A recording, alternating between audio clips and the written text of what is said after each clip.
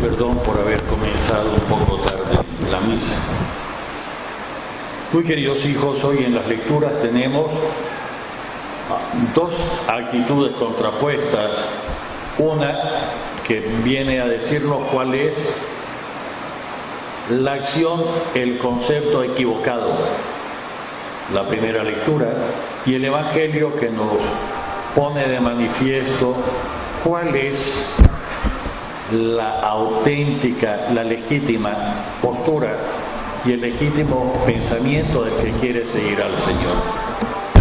La primera lectura tomada del primer libro de Samuel, capítulo 4, versos del 1 al 11, nos encontramos que se les ocurre al pueblo de Israel que porque ellos son el pueblo elegido por Dios, porque son los mimados entre los pueblos de la tierra, no les tiene que pasar absolutamente nada. Y tantas veces nosotros caemos en ese mismo error. Anecdóticamente,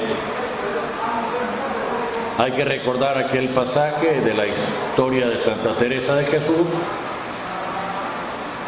Saben, monja de clausura, iban en una carreta cerrada a fundar, se desprendió una rueda, las monjas se dieron un sopapo y Teresa, que era muy confianzuda con Jesús, le reclama al Señor: ¿por qué nos tratas así si somos tus amigos y vamos en tu nombre a fundar? Y Jesús le contestó a Teresa: es que así trato yo a mis amigos.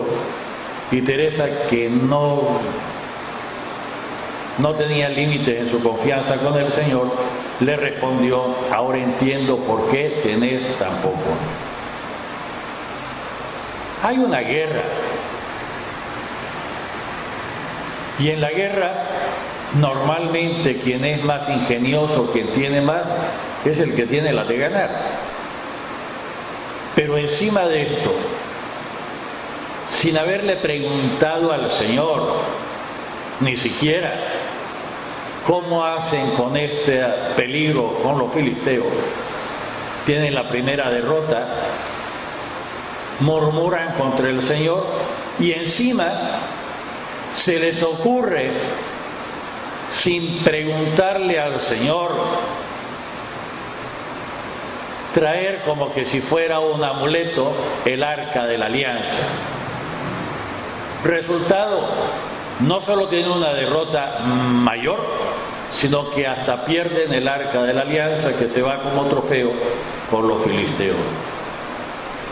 Cuando algunas buenas personas, que con una mentalidad muy infantil, o porque les ha pervertido la conciencia, piensan que porque andan una medalla, o porque andan el rosario en el cuello, o porque andan una estampita en la cartera, no les puede pasar absolutamente nada. Se olvidan a quién seguimos. Seguimos a un crucificado. Seguimos a un crucificado. Padre, pero es que no me va a proteger. No, Dios no es un amuleto. ¿Y quién piensa que por tener agua bendita y por usar agua bendita como que si fuera un amuleto le va a hacer el efecto? Pensemos de un lugar donde la pareja está viviendo en caridad, o peor aún si están en adulterio. Por una parte, impido la acción del Señor, construyo mi vida sin pensar con Dios, y por otra parte quiero que el Señor venga a hacer mi capricho. No es eso el cristianismo. Lo siento mucho. No es eso el cristianismo. Padre, ¿es malo usar medallas? No, ¿qué va a ser malo? Las medallas, las estampas son ayudas a nuestra sensibilidad. Y lo que nos tienen que recordar es el infinito amor de Dios, pero que Dios es Dios precisamente, y que lo que tengo que buscar, primera lectura, entender qué es lo que tengo que hacer y el arrojo, la valentía para ponerlo en práctica, ver qué es lo que quiere Dios de mí y después ponerlo en práctica. Padre, pero a mí me dijeron que si yo me porto bien no me voy a enfermar de nada. ¿Y quién te pervirtió la mente? Eso es magia, no es cristianismo. Padre, a mí me dijeron que si cumplo los mandamientos siempre voy a tener trabajo, nunca voy a tener ningún problema económico. Eso no es cristianismo, eso es magia, más aún es alienación. Padre, pero a mí me dijeron, reitero, ¿a quién seguimos? Nuestro estandarte lo tenemos acá, es un crucifijo.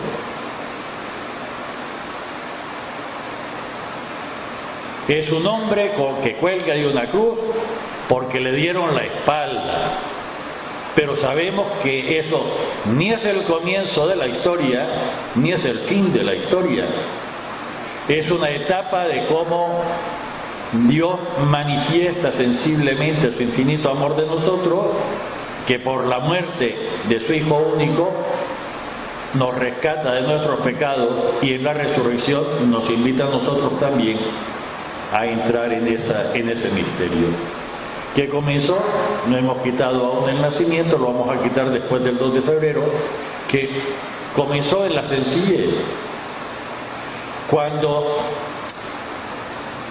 las buenas personas de Belén dijeron que no había lugar para que naciera Jesús, y en nuestros hogares algunas veces no dejamos espacio para que nazca Jesús. No está en nuestros planes, no está en nuestro... Excluimos a Dios en la práctica. Ciertamente que nos quejamos, y tantas veces, y sin razón, con palabras similares a las que aparecen en este Salmo 43. Padre, ¿y entonces qué es lo que tengo que hacer? En contrapunto con esa lectura del primer libro de Samuel, está este bellísimo Evangelio según San Marcos, capítulo 1, versos del 40 al 45. Se acerca a Jesús alguien que está con lepra, marginado, y lo que le dice a Jesús es: Señor, si querés,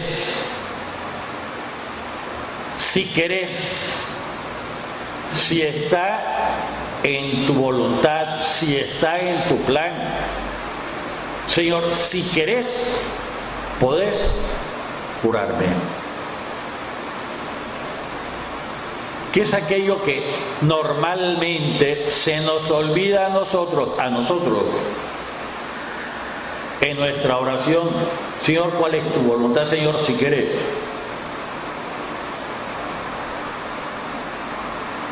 Mi respuesta: si quiero, queda limpio. Punto. ¿Qué tengo que hacer para alcanzar el favor de Dios?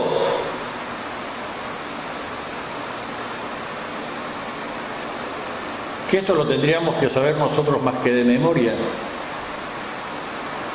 Pero cada vez que toca nos hacemos los que no conocemos, porque en la práctica negamos a Dios. ¿Qué tengo que hacer? Nada.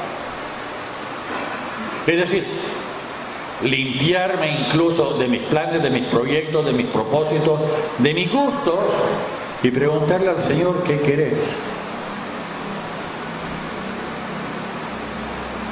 Padre, pero yo le estoy pidiendo al Señor desde hace 3 años que me dé 50.000 córdobas. ¿Y por qué no le pedís que te dé 1.000 millones de dólares? Total, se lo pedís a Dios, es lo mismo 50.000 córdobas que 10.000 millones de dólares, ¿no? Pero eso no es cristianismo, eso es magia.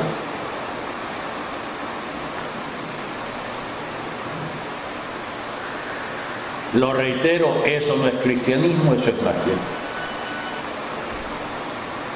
En contraparte está este leproso que no nos dice Marcos que sea israelita, ni nos dice que sea creyente, ni nos dice Señor, si querés, si está en tu plan, si querés, podés curarme. Sí quiero. Y para los que dicen que se entienden directamente con Dios y no sé cuántas majaderías, actuando Jesucristo le dice a este leproso que vaya y se presente al sacerdocio de la antigua alianza, no de la nueva alianza, para cumplir lo que está en la Sagrada Escritura, en la ley, y el sacerdote de la antigua alianza le dé el certificado de curación. Para los que piensan que entenderse con Dios directamente es un atajo para no seguir lo que nos mandan las normas, la Sagrada Escritura, se engañan. Digámosle con todas las palabras y con toda la caridad: nadie puede entenderse directamente con Dios. Y el que lo piense niega no solo la encarnación, la anunciación a María, no solo el nacimiento, no solo la cruz, sino todo lo que significa Jesucristo. Y hace mentiroso a Jesucristo, que nos dice: nadie va al Padre si no es a través de mí. Digámoslo con toda claridad. Y quien piensa, me entiendo directamente con Jesús sin la mediación de la Iglesia, se equivoca. La Iglesia es el instrumento único, universal que dejó Jesucristo para entrar en contacto con Él. Somos el cuerpo místico de Jesucristo. El propio Jesucristo es nuestra cabeza invisible y el Espíritu Santo es nuestra alma. Y Jesucristo no anda jugando de que ahora digo que soy la cabeza de la Iglesia, pero no te preocupes, no te metas con la Iglesia, también me vas a encontrar en otra parte y en otra parte. Y el Espíritu Santo no anda jugando, soy la presencia santificadora en la Iglesia, el alma de la Iglesia, pero no te preocupes porque la Iglesia no sirve para nada y me va. ¿Quién ha pervertido nuestra conciencia? Y nosotros hemos dejado que la perviertan. Nadie va al Padre si no es a través de Jesucristo.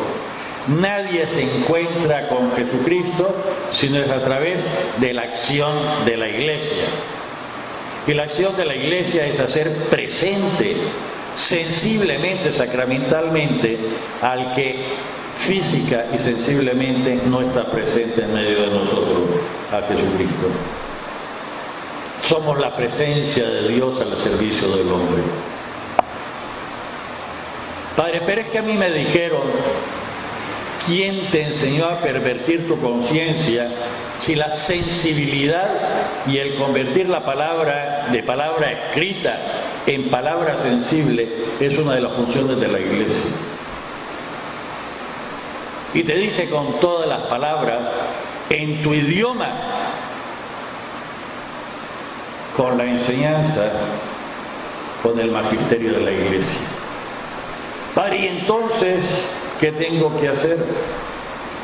Quitar todas las telarañas con que te han pervertido la conciencia y dejar actuar al Espíritu que vive en vos como uno de los efectos del bautismo. Un Espíritu que te va a recordar que sos miembro vivo de la Iglesia y que te va a tensionar a encontrarte en comunidad, en Iglesia, en la celebración de los sacramentos, especialmente de la Eucaristía. Padre, y entonces, si alguno quiere seguir buscando cómo inventar la pólvora ya se inventó. Y si alguno quiere ver cómo se descubre América ya está descubierta desde hace mucho tiempo. Y si alguno quiere dedicar su esfuerzo a inventar la rueda está inventada desde hace muchísimo tiempo. Jesús está presente sacramentalmente en medio de nosotros. Es la Iglesia quien lo hace presente, lo señala concretamente, especialísimamente en el sacramento de la Eucaristía. Padre, que yo quisiera saber, es la enseñanza de la Iglesia quien te forma desde dentro y te permite, sin posibilidad de equivocarte, caminar tras la huella de Jesucristo. Ojalá nosotros hoy lo dejemos en el nombre del Padre, del Hijo y del Espíritu Santo. Amén.